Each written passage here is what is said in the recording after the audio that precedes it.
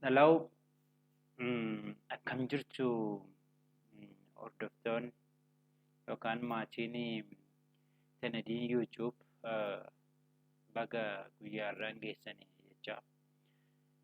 Egaa har'amee waa'ee YouTube'ii kanaan wal barsiiseen sagantaa keenya jalqabaatti ce'a.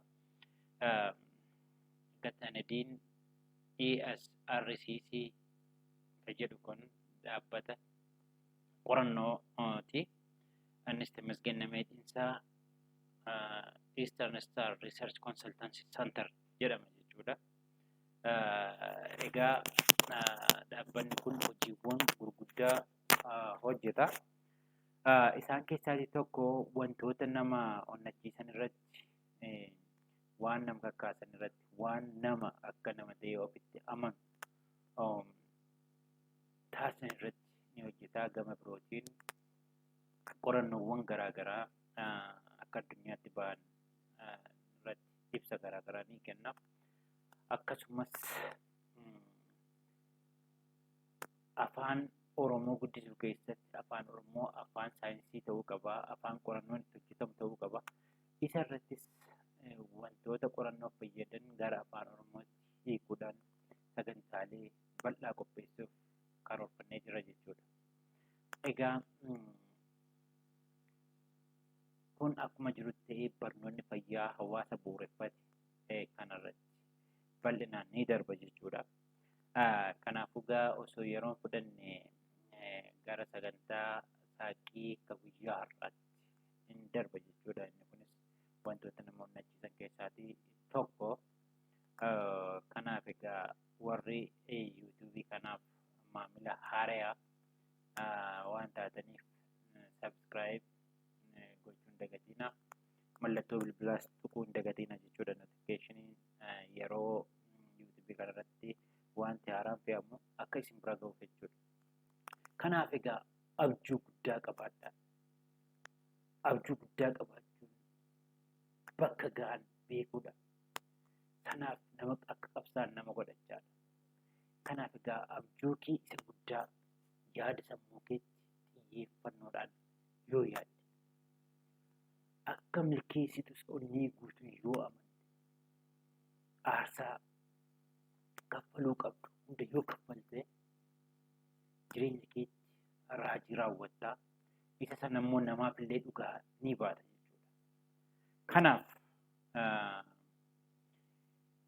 jireenya keenya keessatti abjuu qabaachuun innis abjuu xiqqaa miti jechuudha. Abjuu guddaa qabaachuun murteessaadha. Warra abjuu guddaa qabaatantu addunyaa kana jijjiire. Warra waa qabaatan hin taane abjuu qabaatan addunyaa kana jijjiirra waan ta'eef abjuu guddaa qabaachuun murteessaadha jechuudha. Egaa mata duree xiqqaan irra jalqaba irratti abjuu guddaa keenya milkeessuuf nu fayyaduuf keessaa tokko ofitti amantummaa namummaa nuti qabnu jechaadha. Innis maali? Ani, ati, nuyi akka biyya keenyaatti nuti ajaa'iba, dinqiidha jechuudha. Dinqummaa namaa kana hubachuudhaaf egaa wantoota muraasa ni ilaallachaadha. Innis maali? Nama jechuun waan qaama isaa alaan ilaallee akkasitti miila lamaan ija lama qabaatee funyaan qabaatee dubbatu deemuu keessa jechuudha. Nama kan isa godhu akkaataa inni yaaduu isaati. Akka fakkeenya waaqayyootti uumame sammuu isaa kana fayyadamee haala inni bu'aa buusuu danda'utu nama isa godhachaadha. Kanaaf egaa warri ogeessi yaa ilma koo nama ta'e ka jedhaniif jechaadha. Egaa dinqummaa namaa kana hubachuudhaaf haala sammuun namaa kun itti hojjetu beekuun murteessaadha. Akkuma suura kanarratti ilaaltan xiyyaarri kan hojjetame allaattii samiirra balaliitu ilaaluun jechaadha. Xiyyaarri kun egaa kan jalqaba uumame sammuu Wilbur Lightii fi Oliver Light obbolaawwan lameen Ameerikaa keessatti jechaadha. Isaan yeroo kana uumanitti makaanika saayikilaati kan turan jechuudha. Bakki isaan turan san achirra jiraatanii garuu waan samii keessa balali'uuf sammuu isaanii keessatti uumani jechuudha. Kanaaf addunyaan jirarraatii gara addunyaa jirutti wanti nuti finnu waan sammuu keenya keessatti jalqaba uumne isaafis waan hojjennu jechuudha. Egaa sammuun akkamitti akka hojjetu beekuudhaaf kompiitarri amma hojii guyyaa guyyaa keenya keessatti itti fayyadamaa oolu kun sammuu namaa ilaaluun kan kalaqame jechuudha. Egaa hojiilee kompiitaraa ibsuuf hanga takka tuttuquudhaaf hojii guyyaa guyyaatiin itti barreessuu, ittiin xiinxala adda addaa hojjechuu irraatii kaasee hanga UAV unmanned warra jennu veekiloota, diroonota suura itti kaasan, viidiyoo itti waraaban irraa kaasee hanga kan xiyyaara waraanaa nama malee deemuutti daataa akka biyyaatti ragaa guddaa akka biyyaatti bakka tokko akkaataa walitti qabanitti fageenya barbaadde irra teessee hanga dooktara biyya barbaadde fa'aa ittiin gorsas haa ta'u yaala adda addaa itti argattutti hanga Kooriyaan biyya ishee teessee Ameerikaa biyya guddoo jennu kan misaa'ilaan doorsistutti hanga saatalaayitoota samiirra jiraatanii odeeffannoo garaagaraa gara dachiitti ergan kun kan to'atamu hundi kompiitaraan jechuudha.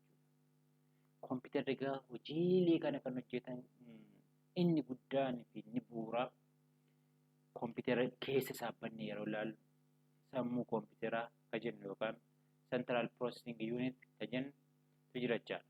Isa sana keessa immoo processor ni jira jechaadha. Egaa sammuu kompiitaraa yookaan CPU kan jennu kun wanti xiqqaa kana jechuudha. Akkanatti yeroo ilaallu hanga suuraa paaspoortii kan hin geenye kan hin caalle jechuudha. Egaa ishuma kanarraa tiraanzistaroota hanga biiliyoonaan lakkaa'aman asirratti jiru jechaadha. Akka waan miidoo yookaan immoo filaa rifeensa itti filatan kan akka fakkaatu tiraanzistaroota biiliyoonaan lakkaa'aman ni qaba jechuudha. Egaa isa kana wantoota kana hunda qindeessee akka inni hojii hojjetu kan to'atu jechaadha. Egaa kompiitarri guddaan addunyaa kanarratti jira jedhamu taayitaan jedhama. Inni kun egaa CPUlee yookaan piroosesoroota hedduu hanganaa kana bakka takkatti walitti fideeti isa guddaa ta'e jechuudha. Inni kun egaa qarshii binna yoo jenne hanga biiliyoona 3 ol ni baasa jechaadha. Piroosesora tokko kanarra tiraanzistaroota hanga biiliyoona 8 ol jira jechaadha. Kanaaf isa kana akka nama dhuunfaatti yeroo ilaalu akka biyyaatti illee gatiin isaa haalaan qaalii jechuudha. Hojiin isaas akkasumatti kompiitaroota magaalaa Finfinnee keessa jiran tokko kurnaffaa ol hojjechuu kan danda'u jechuudha. Egaa kana waa'ee kompiitaraa kan kaasnu kun icciitii guddaa takka isinitti himuuf jechaadha. Innis maali? Icciitii guddaan kun kompiitarichi kun kan jiru biyya Ameerikaa miti, biyya Saawudii miti, biyya Jarman miti, biyya Israa'el miti. Afrikaa kana keessa jira jechuudha. Afrikaa keessaas biyya keenya Itoophiyaa kana keessa jira jechuudha. Innis si bira yookaan si ollaa miti kan jiru si keessa jira jechuudha. Egaa seelonni akka koompitaraatti akka sentiraal CPU kanatti yaatan hedduun niwuroonoon biiliyoonaan lakkaa'aman sammuu keenya keessa ni jiru jechuudha. Seeliin tokko wantoota hedduu isa hojjechiisuu danda'u ni qaba jechuudha. Warshaa tokko jennee fudhachuu dandeenya jechuudha. Kanaaf egaa isin nama warshaa qabu kanaan yoo ni rakkadhe jedhee isin gaafate maal jettanii gorsitu? Warshaa akkasii osoo qabdu deettiin hin hojjettu ofii kee miti namayyuu ittiin jijjiirtu jettu. Egaa lafa kanarratti uumamni akka namaatti dinqii ta'e uumama. Sammuu sooftiweera nuti barbaanne itti fe'annee hojii barbaanne itti hojjennu. Yoo barbaanne dubbisnee kan ittiin hojiirra oolchinee itti waa hojjennu. Yoo itti daldallee kan itti fiixaan baasu. Yoo waan barbaanne itti sooftiweera isaatti fe'anne sana hojjechuu kan danda'u sammuu san qabna jechuudha. Kanaaf egaa Waaqayyo lafarratti uumama kana bitaa jedhee kan nuuf kenneef isa kanaaf jechuudha. Waaqayyo meeshaa isaa godhee yeroo nu uumu itti komatamuun barbaadu jechuudha. Meeshaan nu uume sun hin hojjetu akkasin ta'u akka jedhamu barbaadu jechuudha. Harki isaa nama keessaan akka mul'atu barbaada jechuudha. Kanaaf egaa uumamni akka namaatti dinqii ta'e jiru. Kanaaf ani dinqiidha, ati dinqiidha, nuyi dinqiidha jechuudha. Biyyi keenya dinqiidha. Kaarra keessa jirtu sana miti jechuudha. Akka obbolaawwan lama osoo makaanika saayikilaa ta'anii xiyyaara ni uumna jedhanii sammuu isaanii keessa bulchan sana har'a biyyi keenya sadarkaa irra jirtu jireenya mana keenya har'a irra jiru kan miti jechuudha kan laaluu qabna. San caalaa mul'ataan arguu qabna kan argine sana ni jiraanna jechuudha. Kanaaf egaa akkaataa sammuu itti hojjetu beekuun murteessaadha jechuudha.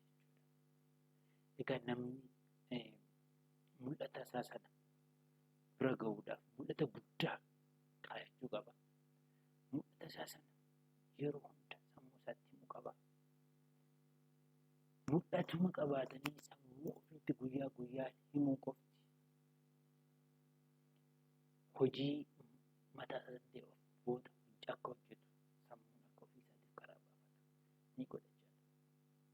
Kanaaf egaa waadaan nuti ofiif galuu qabnu yoo dadhabe aaraan galfadhu hangan mul'ata koo fiixaan baasutti hangan of jijjiiru hangan maatii koo jijjiiru hangan biyya koo jijjiirutti hangan Afrikaa kan jijjiiru hangan ardii kan jijjiirutti jennee ofiif waadaa galuu qabna. Kanaaf of fuulduratti haala kamiin sammuu keenya akka hojjetu waliin ilaalaa deemna. Kaarraaf galatooma. Namoota kaaniifis sheer gochuu hin dagatiina.